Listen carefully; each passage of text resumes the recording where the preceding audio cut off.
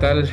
Muy buenas tardes, amigas, amigos de Tiempo de Derechos. Agradecemos mucho a la Fundación Aguirre, Azuela, Chávez, Jauregui, Pro Derechos Humanos, este espacio que nos brinda para hablar con las mentes y las plumas más lúcidas del derecho en nuestro país, en nuestra América, en nuestra tradición occidental. Y hoy no es de ninguna manera la excepción, es más, yo diría que es, en cierto modo, la culminación de ese desiderato, porque vamos a hablar acerca de su libro Procurar Injusticia, que está causando sensación porque habla con la verdad y con una verdad que parte de la experiencia empírica, de la experiencia en campo. Un conocedor, por lo demás, también de las teorías más importantes de la ciencia jurídica y de los derechos humanos en el aspecto teorético. Me refiero a mi muy querido amigo y además, como podrán haber ustedes notado, muy admirado amigo Carlos Pérez Vázquez, que está aquí con nosotros. Bienvenido, querido Carlos, es un placer y un privilegio hablar contigo. No, Rafa, al contrario, gracias a ti y a ustedes por tenerme acá y darme unos minutos para poder platicar de este libro que pues, están haciendo y esperamos tenga un venturoso porvenir.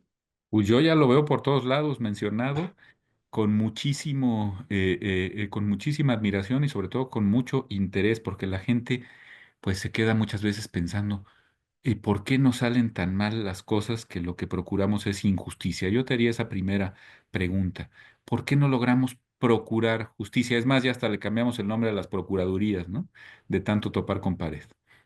Exacto, pues mira, Rafa, el problema es un problema ancestral, es decir, el diseño de nuestro sistema de persecución de delitos obedece a una lógica autoritaria, a una lógica represiva, de hecho, ¿no? El libro se sostiene la idea de que el sistema no nació en 1920 después del golpe de Estado, del magnicidio cometido en contra del presidente Carranza, pero sí tuvo en ese acto siniestro, pues un peldaño del cual se afianzó una vieja tradición, una muy antigua tradición, que sorprendentemente se conserva contra viento y marea en nuestro sistema legal, ¿no? Con características muy propias de las cuales seguramente vamos a hablar en los siguientes minutos, que no se han transformado ni siquiera con la alternancia electoral del año 2000, con las múltiples alternancias que ha habido desde entonces, sino que por el contrario, parece que no parece, se resiste a morir. Y en buena medida uno puede pensar ha habido operadores históricos que se han negado a que cambie, ¿no? Oye, alguna vez hablamos de este baño de sangre en que hundió al país el presidente Obregón, ¿no? Estás hablando del asesinato del presidente Carranza y sí parece haber una constante. Si tú quieres, no prohijada, porque pues el siglo XIX también fue muy sangriento y el porfiriato lo mismo, pero sí muy estimulada ya en los gobiernos de los sonorenses, es decir, al transitar hacia un Estado constitucional con base en la Constitución de 1917, lo que parece haber sido aceptado por prácticamente todos los actores y muchos actores muy relevantes de la Procuración de Justicia, es que esa sangre ahí estaba y no podía evitarse, incluso si tenía que ver, como mencionabas, con los magnicidios, de los cuales fue víctima el propio Obregón, ¿no? ¿Por qué un país de gente, en tu concepto, fundamentalmente buena, no puede evitar esa tendencia hacia lo sangriento, hacia lo macabro, hacia lo lúgubre, como acabamos de ver espantosamente en Teuchitlán y ahora también con esta matanza que hubo en Salamanca, Guanajuato? Unos muchachos que estaban en la pastoral organizando la Semana Santa, ¿no? En la pastoral de su iglesia. Bueno, pues es que es increíble, ¿no? Cuando uno ve de lo amable que es la gente de México, caray, no puede más que uno pensar, no sé si me estoy metiendo en territorios antropológicos, psicológicos y sociológicos que exceden lo que nos gusta pensar a los juristas, pero no puede uno evitar pensar que hay algo que no está funcionando bien en el aparato de procuración de justicia.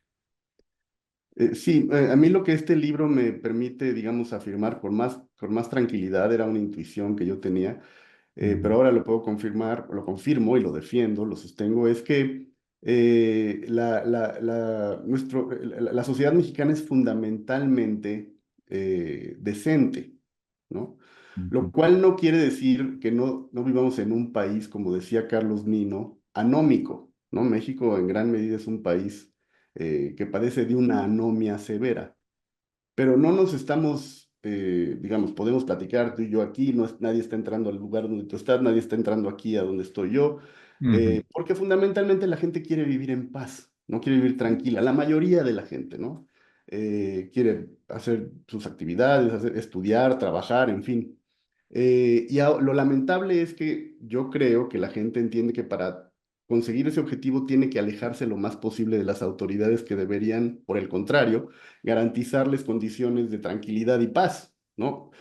Fundamentalmente las instituciones, en este caso, por lo que me interesa en el libro, las instituciones de procuración. La procuración de justicia ha sido quizá un elemento bueno, ha sido un elemento fundamental, pero poco estudiado respecto en relación con el desarrollo del autoritarismo mexicano, ¿no? Ha sido como, lo que yo digo en el libro es el brazo más escondido, pero muy eficaz para mantener el orden social, el control social a la mala, que justamente esos generales que asesinaron a Carranza y que después bañaron de sangre al país durante ese periodo oscuro que se llama el Maximato, planearon. Hubo una planeación y decisiones tomadas a nivel legislativo que se pueden rastrear.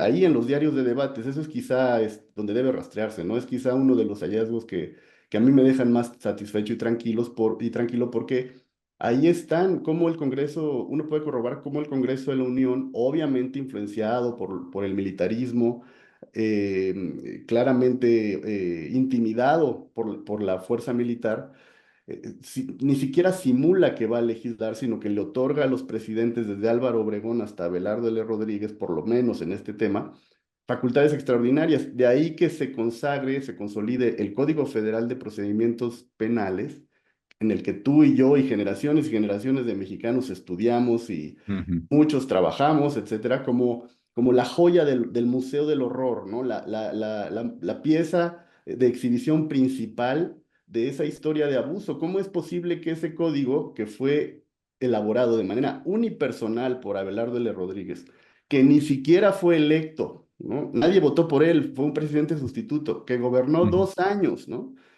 Haya tenido una existencia de 100 años formalmente y que en los hechos, no, casi 100 años formalmente, pero que en los hechos sus principios sigan existiendo, por un lado.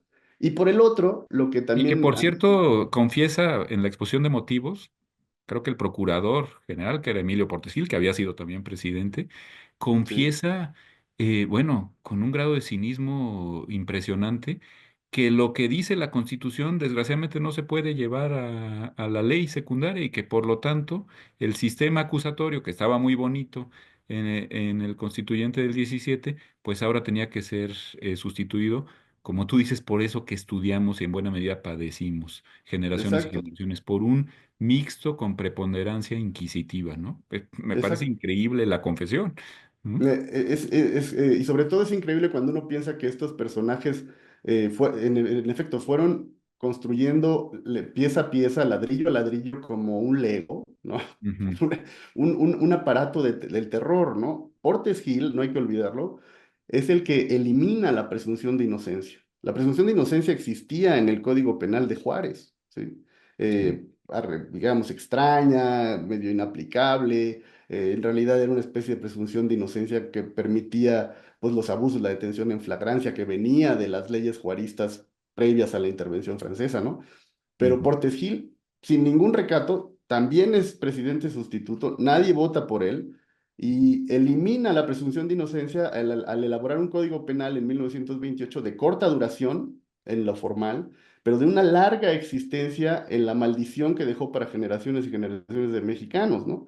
Y luego Portes Gil, a mí me gustaría después dedicar quizá algún estudio más profundo, lo amerita como uno de los grandes villanos del país, ¿no? ujú, No contento con eso, en efecto, es Procurador General de la República de Abelardo L. Rodríguez y después es el líder nacional del PRI durante el sexenio de Lázaro Cárdenas, ¿no?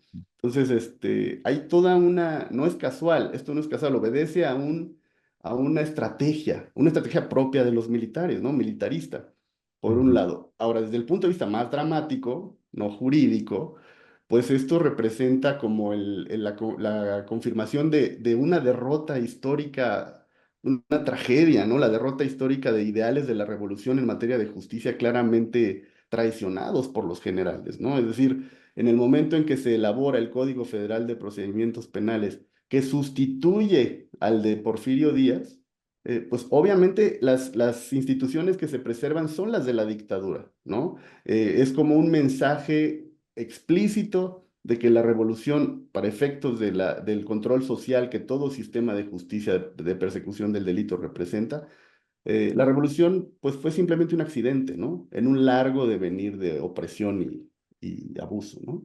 Incluida en esa continuidad la Procuraduría General de la República y las Procuradurías locales, ¿no? Que se nos olvida, pero pues son producto de la gran reforma porfiriana de principios del siglo XX, ¿no? Esta idea de que las fiscalías hay que escindirlas del aparato judicial para que procuren justicia, pero siempre rindiendo parte al titular del Ejecutivo, ¿no?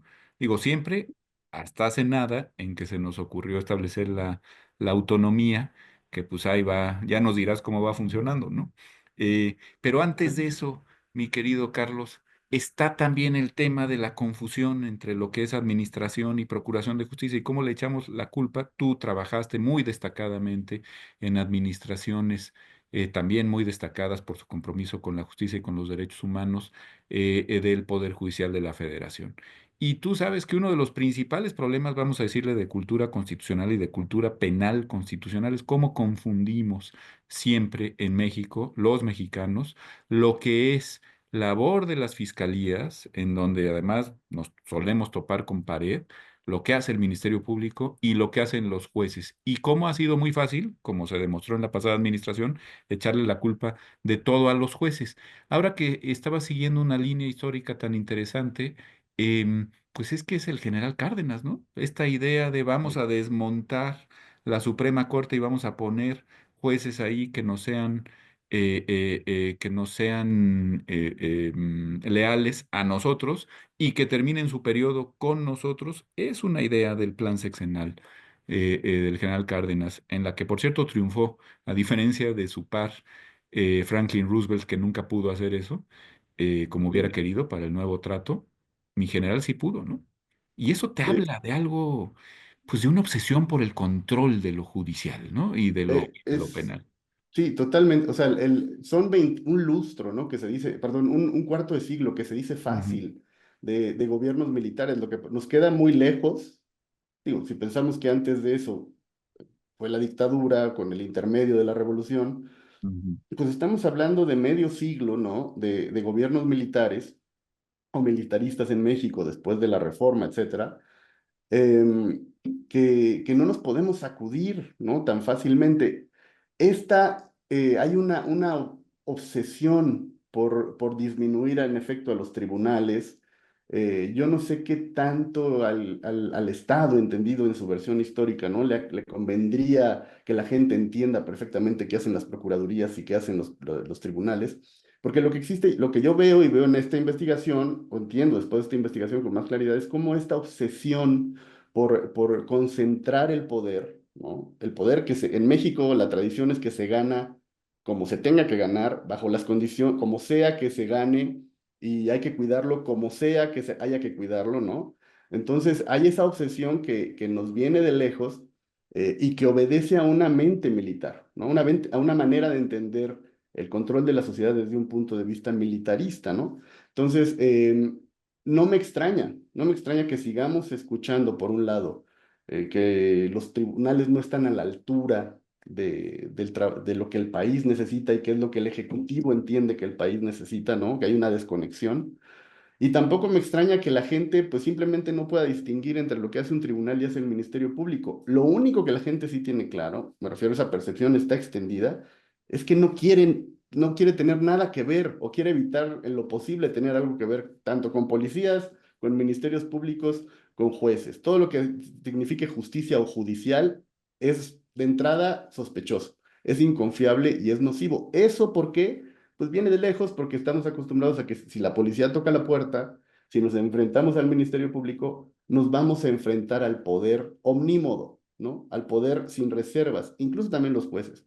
Porque también, en efecto, Rafa, tú también conoces muy bien no solamente la historia del país, es sin duda el jurista que mejor conoce la historia del siglo XIX mexicano, em, Muchas pero gracias, pero también no quiero. conoces bien, Mm, bien al Poder Judicial, ¿no? mm, Y yo tengo mis reservas, entiendo esta historia que se está acabando en estos años, en estos meses, ¿no? Habrá las ujú, elecciones, estas famosas en los próximos meses de jueces, pero después de analizar el funcionamiento de los tribunales, en efecto, tanto en la práctica como históricamente, documentalmente, en los últimos 30 años, uno se queda pensando, ¿no? ¿Qué han hecho los tribunales o qué hicieron los tribunales para eliminar esos 5 principios que yo encuentro que han persistido a lo largo de siglos, ¿no?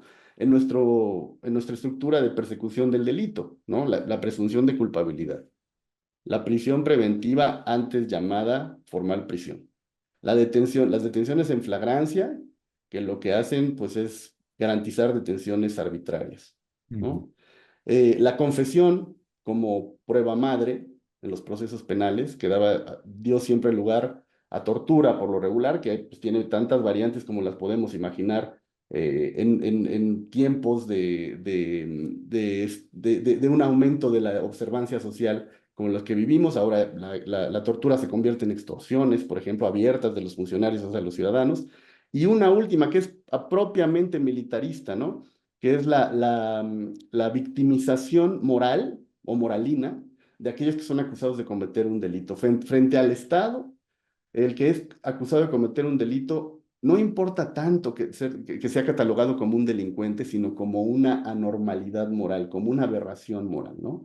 Y ujú. eso es una constante que vemos. Estos 5 elementos están constantes en el tiempo y los encontramos proceso tras proceso, digamos, en cualquiera que nos queramos meter, pero en especial en aquellos que han llamado la atención o escandalizado a la sociedad mexicana, ¿no? Desde los casos de la persecución de los primeros disidentes políticos en los 50, ¿no? Por los fraudes electorales en los 40, la persecución de ferrocarrileros, de profesores en Morelos, de médicos a mediados de los 60 y por supuesto el movimiento estudiantil, la guerrilla y de ahí para adelante, ¿no? Siempre se Son, trata son la antipatria, ¿no? La antinación. la Eh, antinación, la lo decía antinación. muy bien un presidente civil como Ujú. era Gustavo Díaz Ordaz, ¿no?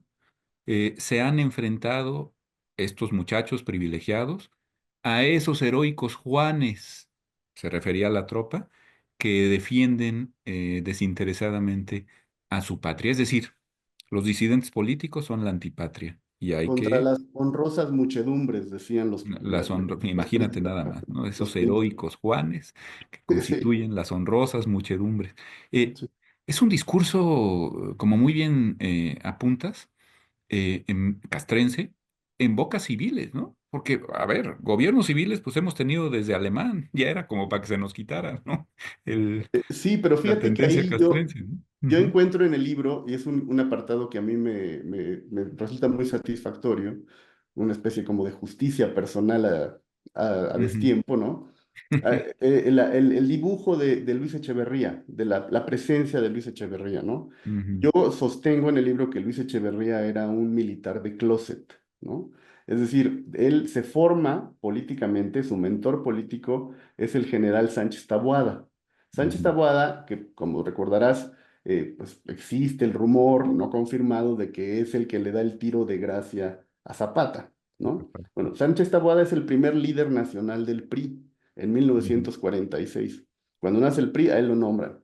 O sea, el PRI tuvo como primer dirigente y luego también 6 años general. después tuvo 3 generales o 4 como dirigentes Ujú, nacionales y el primero fue Sánchez Taboada, quien se llevó al jovencito Luis Echeverría, que conocía por razones familiares, la familia de Echeverría lo conocía, como su secretario no solamente particular, sino de propaganda. O sea, sí, Echeverría a los 24 o 25 años es una especie de Goebbels, ¿no? Es el creador del ideario priista al inicio del partido, ¿no? Después de eso se mueven a Marina. donde es la mano derecha del general, quien muere a la mitad del sexenio, él quería ser presidente, pero muere a la mitad, era acusado o señalado que, como el candidato del gobierno de Estados Unidos a la presidencia para la elección Ujú. del 58, pero muere, ¿no? No, del 52, perdón, El pero 52. muere a la mitad del sexenio, no, 58, muere a la mitad del sexenio siendo secretario de Marina. Luis Echeverría encuentra acomodo, vuelve al PRI bajo las órdenes de otro general, pero ya como oficial mayor para operar la campaña electoral de 1958 de La de López Adolfo Mateos. Mateos, Ujú. ¿no? Y al triunfo de López Mateos conocemos la historia. López Mateos designa como su secretario de Gobernación a Díaz Ordaz y aparece Luis Echeverría como subsecretario de Gobernación. Cuando uno se pregunta cómo un joven, cómo tan joven aparece en ese puesto clave manejando las áreas de inteligencia, espionaje político, ¿no? Las áreas represivas del gobierno, ¿no? Con una disciplina espartana, además, ¿no? Muy militar. Una disciplina espartana. Entonces, Ujú. uno encuentra pues los antecedentes del lado de su esposa, doña María Esther Zuno de Echeverría. Ella fue bautizada, al momento de ser bautizada y registrada, sus padrinos fueron Álvaro Obregón, Lázaro Cárdenas y Aarón Sáenz. Es decir, ella Sí. venía de una casta militar, ¿no? El general Ujú. Zuno era militar, un militar muy respetado. Echeverría, por Sánchez Taboada, llega al PRI y trabaja en la campaña del 58 con otro general que a la postre será el secretario de la Defensa Nacional en el sexenio de Luis Echeverría, no, no, en el Ah, sexenio de López Mateos. sí. Lo increíble es que siempre está cobijado por el poder militar, siempre está cobijado, y cobijado en el poder militar uno puede rastrear cómo organiza las áreas de espionaje, represión política y control político del Estado a través, por ejemplo, la época de gloria de la Federal de Seguridad. Él la encabeza poniendo a Gutiérrez Barrios a cargo, un capitán del ejército, ¿no? Y por el otro lado, no solamente eso, sino que es un operador electoral eficientísimo. O sea, participa en la elección de 1946 como propagandista, pero la figura de Echeverría se mantiene en la organización de procesos electorales hasta la joya también de la corona, que es 1976, cuando Ujú. encumbra a su amigo López Portillo sin oposición, siendo Sí, no. presidente de la República, opera la elección de López Portillo en un acto inédito, un presidente electo por él solo, ¿no? Con el Entonces, 96,40 y tantos, ¿no? De los votos. exactamente, ¿no? Entonces, cuando uno Mm. analiza presupuestalmente, que también lo hago en el libro, cómo aumenta el presupuesto del ejército en el sexenio de Echeverría, es, es claramente un pago de favores a quien lo acobijó y lo proyectó, pero él nunca fue un civil, él fue Ujú. un militar, ¿no? Tuvo una mente militar y se rodeó de políticos civiles para ir gobernando el país, pero su ideario, su forma de entender el mundo, su disciplina burocrática, como bien lo mencionas, obedece más a un perfil militar que a un perfil civil, ¿no? Él mismo decía en alguna entrevista que consulté para el libro sobre Díaz Ordaz, ¿cómo no iba a ser un buen presidente el presidente Díaz Ordaz si fue un buen ministerio público? Él como yo entendemos que como buenos abogados, que cuando la ley nos asiste, lo que hay que ejercer es la fuerza, ¿no? Ujú. La ley leída a los ojos de quien ejerce la fuerza, ¿no? Que es, si no hay una visión más militar que esa, me rindo, ¿no? Oye, y entre tanto, en paralelo, precisamente la institución del Ministerio Público, que nunca termina de cuajar, ¿no? O por lo menos no como algo de buena fe, con la autonomía suficiente para sacar adelante estrategias procesales, probatorias, sino siempre como un aparato de represión hasta la fecha, ¿no? Esto a mí me impacta mucho. ¿Qué tendríamos que hacer en tu concepto? Supongo que en el libro te explayas sobre eso, querido Carlos, pues para tener fiscalías que realmente ordenen, conduzcan la estrategia de investigación y luego lleven a una estrategia procesal que le permita al Estado obtener las sentencias que quiere, sin que a cada rato le estén llamando desde arriba, ve tú a saber quién, ¿no? Ujú, Oye, ya párale, que por ahí no le busques, o los anden cambiando, de repente estás en homicidios y ujú, terminas en delitos contra la propiedad intelectual porque pues a alguien no le gustó una cosa que investigaste. ¿Cómo le hacemos para que sean más fiscales de distrito? en el sí, sentido que tuvieron a partir de 1994 nuestros jueces, nuestras juezas de distrito, y que pues hoy hay que cantarles las golondrinas, según parece, pero digamos, esa es otra historia. ¿Cómo reformamos el Ministerio Público para que sea eso, un Ministerio Público capaz, eficaz y decididamente público, no privatizado para los deseos de Beto a saber qué despacho, ¿no? claro. Mira, yo creo que el secreto está en la investigación, Rafa, Ujú, porque tú que también estuviste en el INACIP y los conoces bien desde el punto de vista académico, ¿no? Sigue siendo muy sorprendente el dato de la encuesta nacional de Procuración de Justicia del 2022, donde nos dice que el 98% de los detenidos que están enfrentando un proceso, de las personas que están enfrentando un proceso, ujú. son producto de detenciones en flagrancia, Sí, ¿no? la Es decir, ese dato, codependencia famosa, ¿no? ese dato lo que te dice, te desnuda el sistema. Este país no hace investigación, los ministerios públicos no saben hacer investigación, ¿no? Em, Saben detener a la gente. Cuando se les ordena detener a alguien, lo detienen con el auxilio de Ujú, la policía, del ejército, de quien tenga los tenga que ayudar, cualquier otra, o inventan que detienen a alguien que le asignan la culpabilidad que no tiene, ¿no? Pero el dato está ahí. Hay luces de esperanza, sí las hay, y ya existen en nuestro sistema jurídico, ¿no? Yo me refiero en el libro a una que conocí de cerca porque trabajé en el asunto durante algún tiempo representando a algunas de las víctimas, el caso Ayotzinapa, ¿no? O sea, a mí siempre, yo siempre lo digo en cualquier charla que doy, en cualquier conferencia, si uno quiere aprender a investigar, a hacer investigación penal o a llevar una investigación penal, en un régimen democrático de libertades, ahí están los informes del GIEI, del Grupo Interdisciplinario de Expertos Independientes, ¿no? O sea, esto que nos exige ahora el Código Nacional de Procedimientos Penales, a abogados, fiscales, víctimas, coadyuvantes, etcétera, de contribuir a la construcción de la teoría del caso para llevar adelante el proceso penal, eso lo hace el GIEI al arranque de su investigación, porque ellos tienen otra forma de entender el papel del fiscal, el papel del investigador, ¿no? Entonces, tenemos esa ruta, esa pedagogía, que además nos salió baratísimo si pensamos en lo que el ujú. Estado mexicano le dedicó al grupo interdisciplinario, ¿no? Tenemos esa metodología, pero también tenemos esto que yo insisto en llamar los 5 jinetes del apocalipsis de la Procuración de Justicia en México, ¿no? Esos 5 elementos que te digo, si vamos un poco hacia atrás en cada caso, ¿no? ¿Por qué necesitamos a fuerzas presumir que la presunción de inocencia se modula?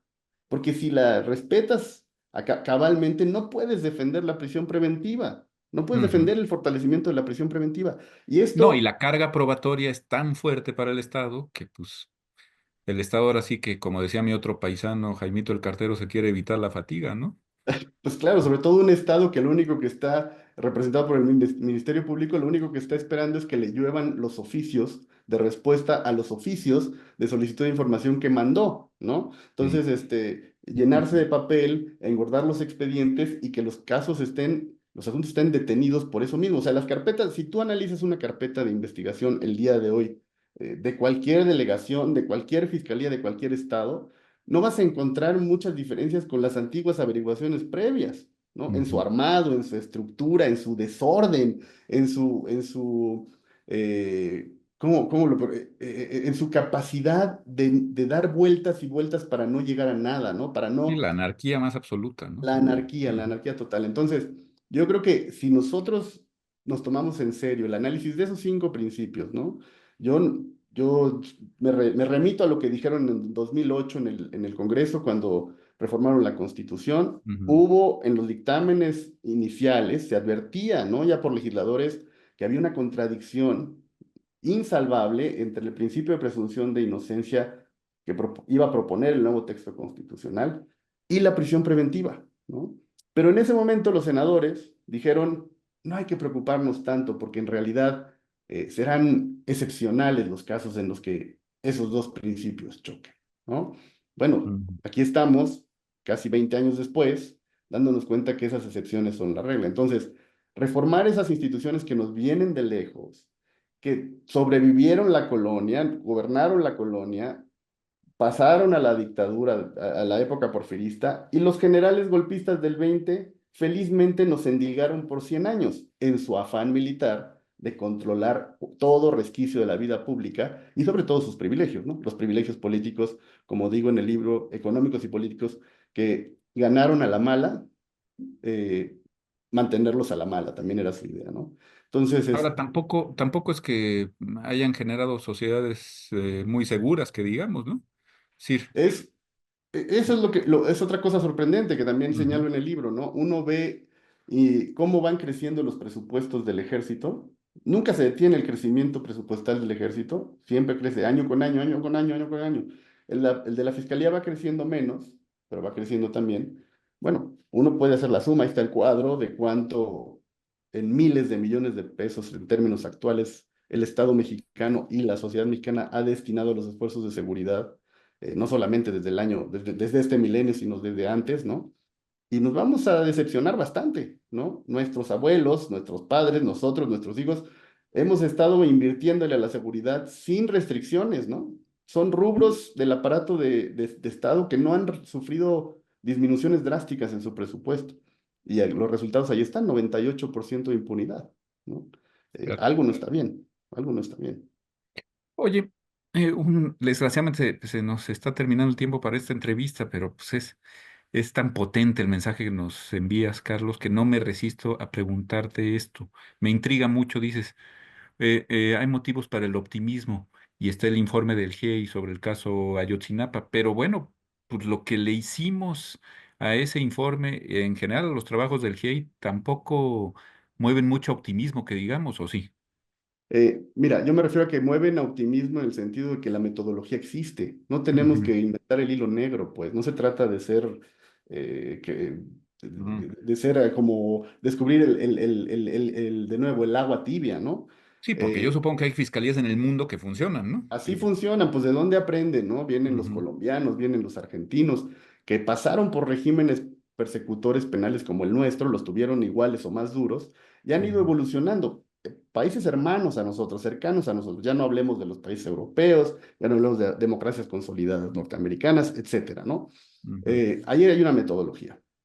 Ahora, hoy mismo, escuchaba hace un momento que le preguntaban al fiscal general, ¿habrá una comisión especial para este caso de Teuchitlán? Él inmediatamente dijo no, pero si ya está ahí en el aire, y van y las madres buscadoras, las personas buscadoras, ya de entrada son coadyuvantes, de acuerdo con lo que dice la ley, ellos pueden exigir, y van a exigir, ujú. estoy prácticamente seguro, ¿no?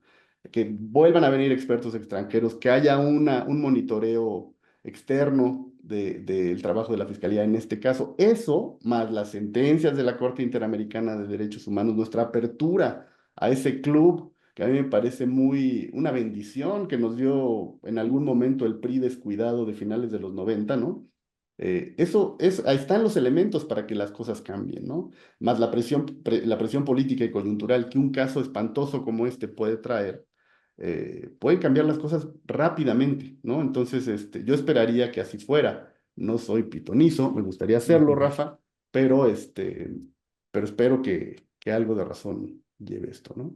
Pues ojalá que así ocurra, mi querido Carlos. Creo que libros como el tuyo, investigaciones y trayectorias como la tuya, siempre dan lugar, ahí sí, a un optimismo patriótico que mucho te agradecemos. Tienes por ahí el libro, ¿no? Para que nos lo muestres. Sí, claro, ya está ahí disponible, como dicen por ahí en las editoriales, en las bibliotecas, librerías de prestigio, De en prestigio. versión digital, en audiolibro, para todo aquel que lo quiera leer y lo podamos discutir, ojalá. Muy impresionante la portada, ¿no? Esa Me cantidad gusta, de papel en que nos ahogamos me y, gusta cómo quedó. y se ahogan las investigaciones, ¿no? Se Procurar ahogan y injusticia ahí se de Carlos quedan. Pérez Vázquez, ahí se queda. Oye, pues no tengo palabras para agradecerte que hayas estado con nosotros. Para Tiempo de Derechos es siempre muy importante que haya mentes y plumas lúcidas como la tuya que nos abran los ojos frente a una realidad. Pues se ha vuelto un lugar común, pero no deja de ser cierto que es una realidad lacerante, de urgente atención. Y van pasando las décadas, van pasando los golpes, blandos o duros, pero los golpes ahí están y nada ocurre, ¿no? Es un poco desesperante, mi querido Carlos. Te Frustrante. agradecemos muchísimo. No, Y Rafa, al contrario, me da mucho gusto estar aquí y sobre todo me da mucho gusto platicar contigo. Ojalá nos veamos más seguido para seguir hincándole el diente a estos temas que yo sé que como a mí te apasionan. Siempre es un placer platicar contigo. Te mando un muy, muy fuerte abrazo. Y bueno, vamos a disfrutar de esta entrevista y vamos, sobre todo, los llamamos a ello, a leer el libro Procurar Injusticia de Carlos Pérez Vázquez. Ya vieron ustedes que toca temas de innegable importancia en la situación por la que pasamos y por la que hemos estado pasando, pues ahora sí que como decía Gordon Brown, el primer ministro de Inglaterra, querido Carlos, no, pues sí, tampoco hay que preocuparnos demasiado. Lo difícil para un Estado de Derecho son los primeros 500 años, ya después como sea, ¿no? Exacto, hay lugar para el optimismo, ¿ves? Hay lugar para el optimismo. Te mandamos un abrazo, mil, Un mil gracias. abrazo, Rafa. Muchas gracias. Saludos Chao. a todos. Bye. Hasta luego.